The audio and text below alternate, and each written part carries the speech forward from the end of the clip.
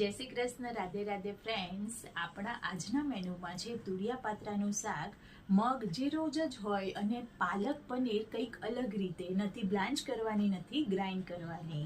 તો ચાલ, તુરિયા પાત્રા બનાવવા માટે સૌથી પહેલાં તો તુરિયાને આપણે આ રીતે સમારી લઈશું. તમે કઈ રીતે સમારો છો કોમેન્ટમાં કહેજો.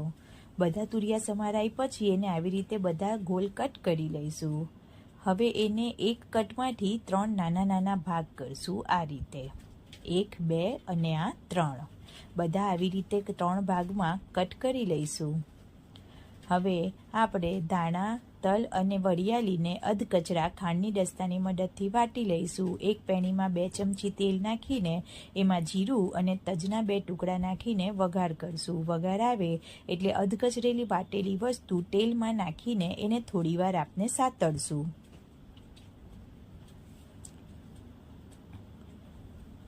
આ સરસ મજાનું સતરાઈ જાય એટલે એની અંદર આદુ મરચાંની પેસ્ટ પણ સાતળી લઈશું.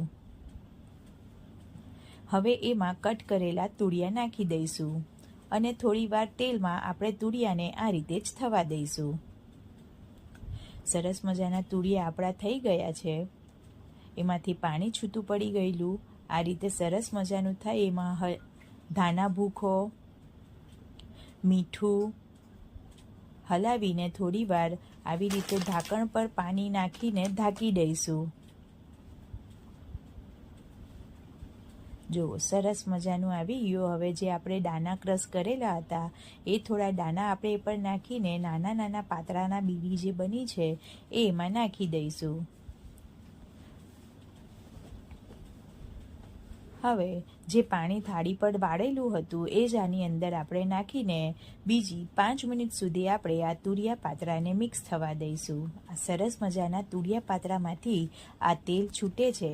તુરિયા પાત્રાના શાકમાં ઉપરથી તેલ નાખો ને તો જ એનો રિયલ ટેસ્ટ આવે છે. એટલે આપણે પણ એમાં 2 ચમચી તેલ ઉપરથી નાખી દીધી છે અને સરસ મજાનું આપણું તુરિયા પાત્રાનું શાક રેડી થયું. એટલે એમાં લીંબુનો રસ, ગોળનો નાનો ટુકડો નાખી દીધો અને એને થોડીવાર મિક્સ થવા દીધું. તો અસલ ગુજરાતી તુરિયા પાત્રાનું શાક રેડી છે. ગુજરાતી પાત્રા બનાવવા માટે આપણે 2 ચમચી ચણાનો લોટ લઈશું.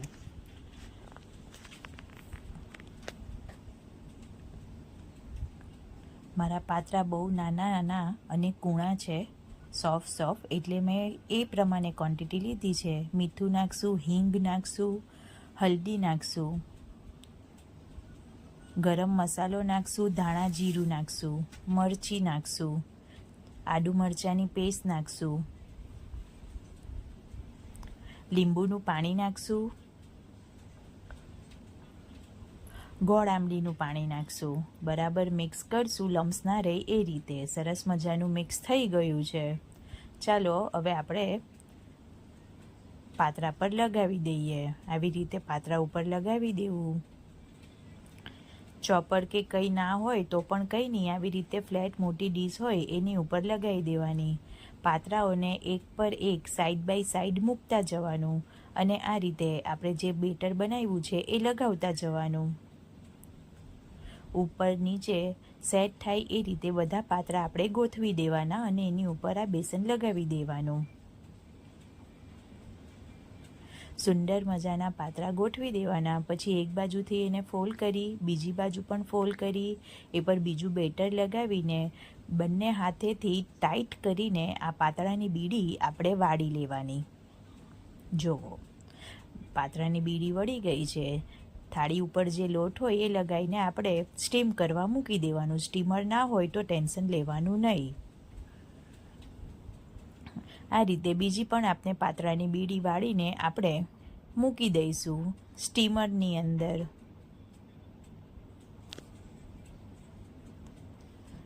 આ રીતે ત્રીજી બીડી વાળીને મૂકશું આપણે. સરસ મજાની આપણા નાના નાના પાતળાની કૂણી બીડી રેડી છે. આ રીતે આપણે 10 મિનિટ સુધી સ્ટીમ થવા દઈશું. આપણા પાત્રા બફાઈ ગયા છે, ચેક કરી લઈએ. જો આ તબીતો નાખવાથી એ પર બેસન આવતું નથી એટલે પાતળા આપણા બનીને રેડી છે. પાતળું પણ સરસ મજાનું તૂટી જાય. પાલક પનીર બનાવવા માટે સૌથી પહેલાં આપણે પાલકની જે જુડી આવે એને ધોઈને આવી ઝીણી સમારી લીધી છે. એક પેણીમાં આપણે 2 ટેબલ સ્પૂન ઓઇલ નાખીને આ પાલક નાખી દીધી છે અને હવે આ પાલકને આપણે થોડીવાર તેલમાં થવા દઈશું.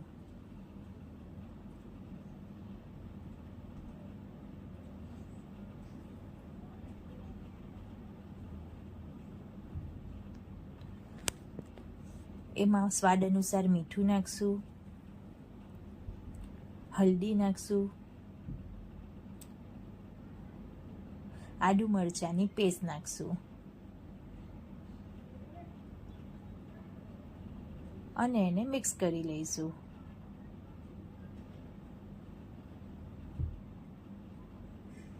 આપણે પાલકને છે ને જો આ રીતે હલાવો ને ત્યારે તબીતાથી થોડી આ રીતે હલાવવાની. જો આ પાલકે સરસ મજાનું પાણી છોડી લીધું છે. હવે આ પાણી બળી જશે એટલે આપણી જે પાલક છે ને એ રેડી થઈ જશે. પાલકે પાણી છોડી દીધું. આપણે હાથથી આ પનીર ખમણેલી છે એને આપણે પાલકમાં મિક્સ કરી દઈશું અને હવે એને આપણા તબીથાની મદદથી હલાવી લઈશું.